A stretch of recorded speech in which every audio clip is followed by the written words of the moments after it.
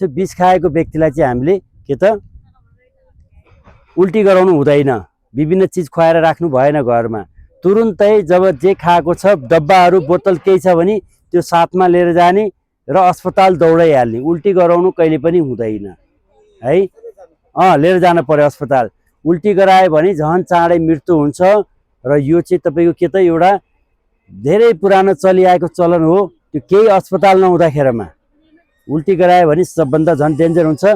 बेहोस भयो भने यसरी नै सुताउने अहिलेको जस्तै कोल्टे बनाएर सुताएर अस्पताल जति सक्दो चाँडो लग्यो भने हामीले बेलैमा पुर्याउन सक्छौँ। तर तपाईँ अस्पताल नगएर घरमै उल्टी गराउने, साबुन पानी खुवाउने, विभिन्न चिज खुवाउने गरेर राख्नु भएन है। सबैलाई तपाईँहरूले जानकारी दिनु पर्यो। विष सेवन गर्दा चाहिँ ध्यान दिनु। अब अर्को कुरो के हुन्छ भने उल्टीले बाँचेको पनि घटनाहरू छ। कस्तो हुन्छ भने कसैले थोरै खाला, कसैले बोतल मात्रै पाखलेर